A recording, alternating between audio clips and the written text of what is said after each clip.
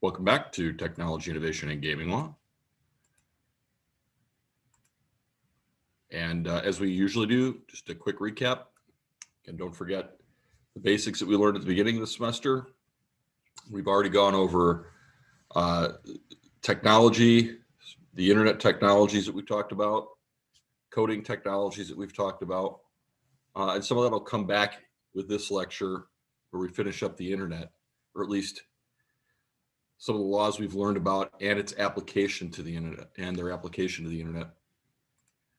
So we've got the Unlawful Internet Gambling Enforcement Act.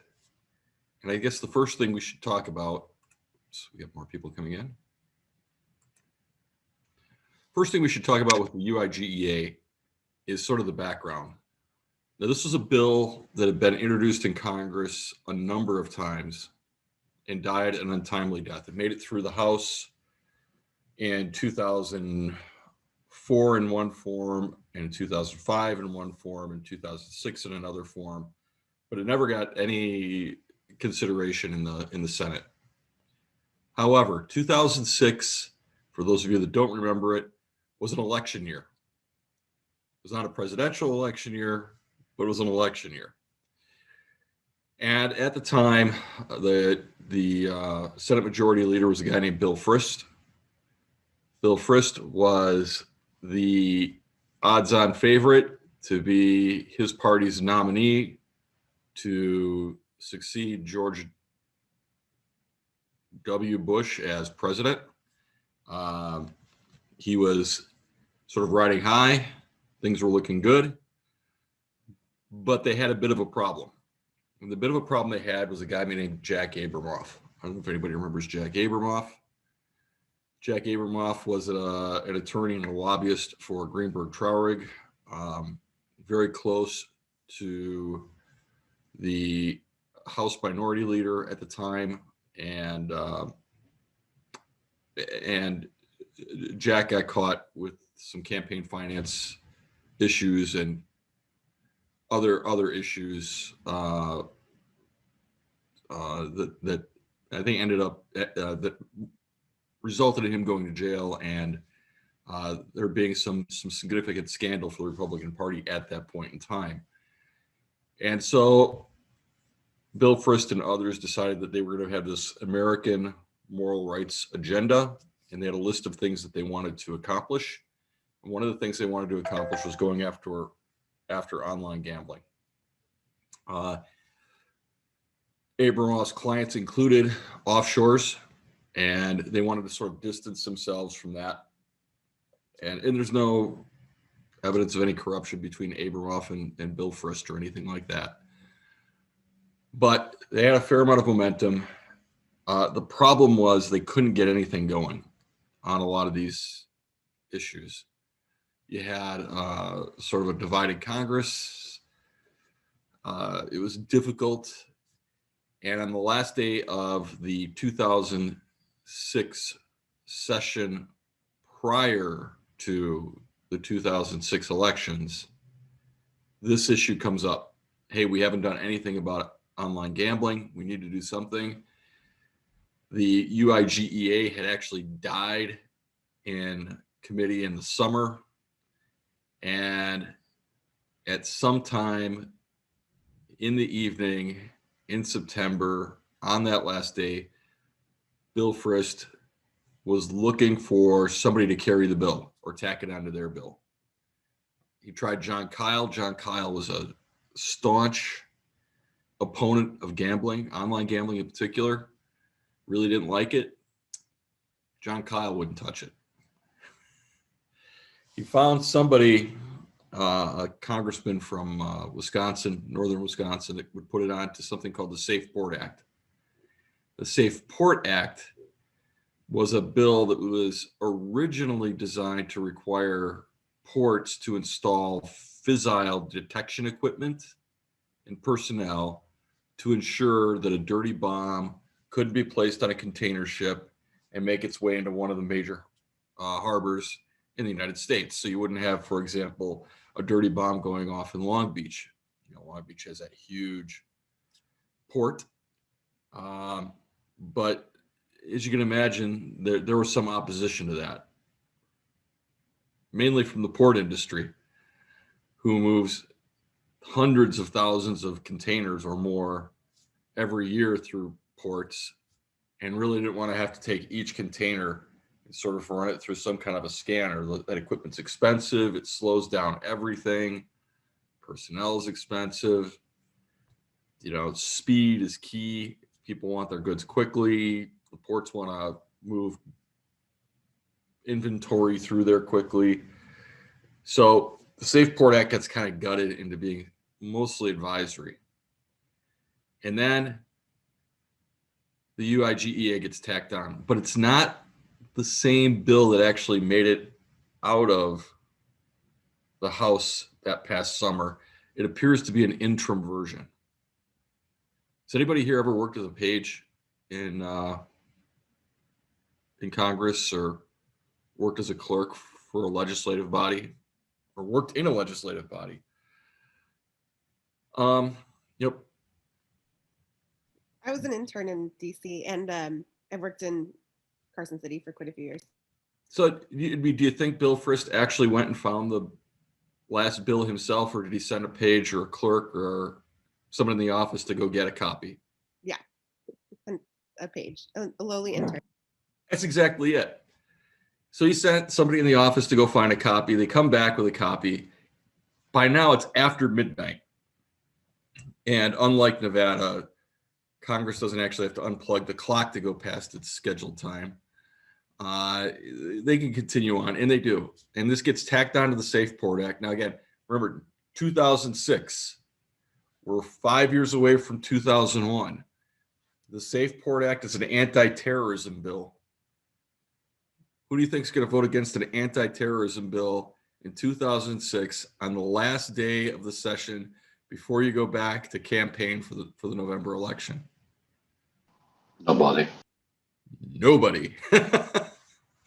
And to be honest, nobody saw what was in it, because again, this gets tacked on late.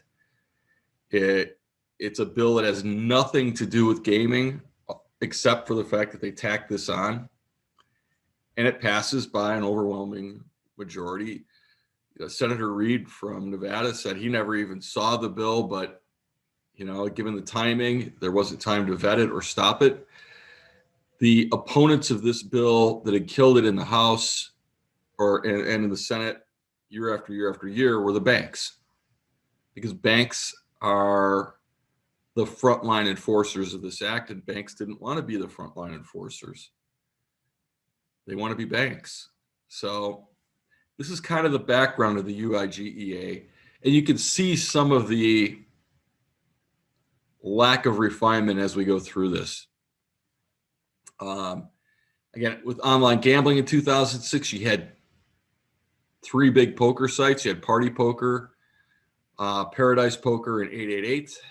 Paradise, I believe, was Playtech. I could be wrong on that, but I think it was Playtech. And they all had gone public. So we talked about the timing and the bill.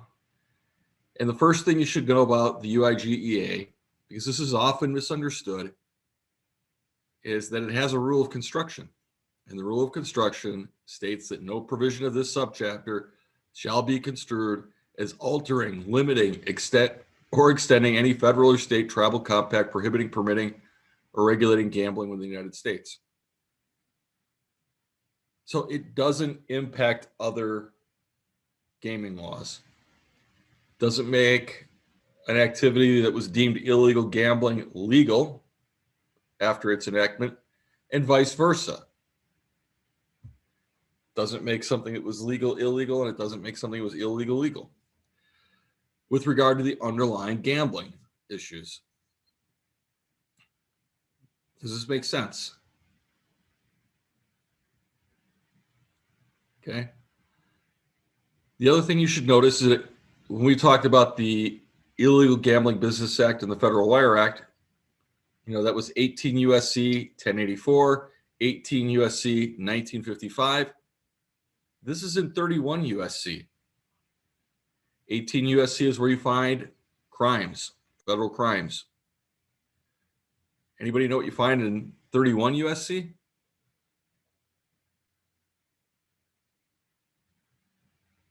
Money laundering.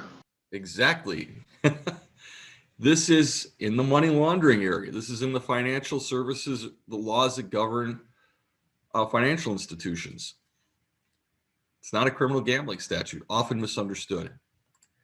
So we have that rule of construction. So based upon that, does the UIGEA make online poker illegal? No. No, it doesn't. However, Party Gaming, Paradise, I think Playtech, and 888 all pulled out of the U.S. market. Again, all public companies. They went public in 2005. I believe most of them did. But they said, well, with the UIGEA, we need to pull out of the United States, which was their largest market for each of them. So it was no small financial hardship for them to pull out of the U.S. market, but they did. But they cited the UIGEA as the reason for doing it. I don't think the UIGEA made online poker illegal if it wasn't illegal before. So let's take a look at some of the definitions. So you've got that definition of a better wager, and it's got an A or a B. An A means staking or risking by any person of something of value on the outcome of contest of others, a sporting event, or a game subject to chance. Notice the subject to chance language. Upon an agreement or understanding that the person or another person will receive something of value in the event of a certain outcome. Okay, so that's A. Let's get to B. Better wager includes the purchase of a chance or opportunity to win a prize, which opportunity to win is predominantly subject to chance. Remember I said, don't forget what we learned in the earlier classes. See an issue with that?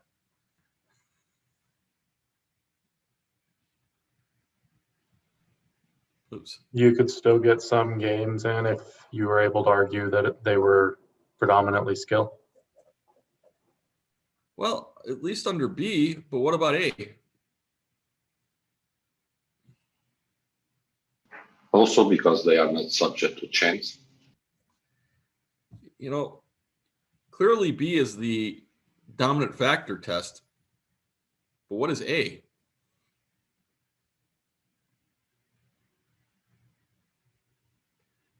And clearly Congress knew that they could say a game predominantly subject to chance if they wanted to, because they did so in B. So this is different language than B. What do you think it means? Wasn't that the material element test? Yeah, might be.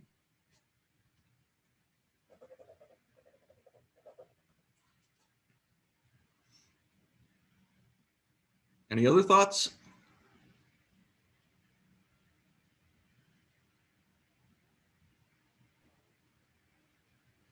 Any chance? Yeah, maybe.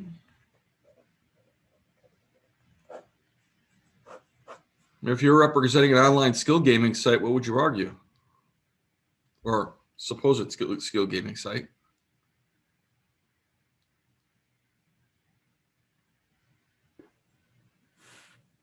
I mean, is this the flip of the material test where any percent that's subject to skill would render the A not applicable?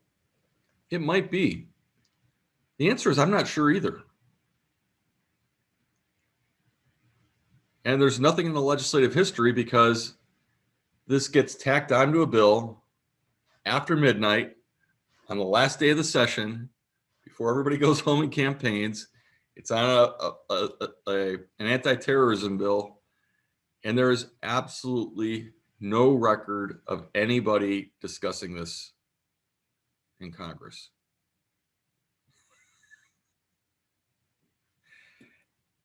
It's crazy, right?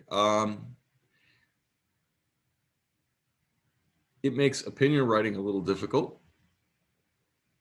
because clearly, like I said, somebody knew about the predominance test. And this is some evidence that we know that this was sort of an interim version of this bill, because the House bill that actually passed the House the summer before used consistent language. This didn't. So I think, this is probably a product of sending somebody in the office down to find a copy to tack on. I can tell you the next day when we heard about it, anybody ever use Thomas for legal research?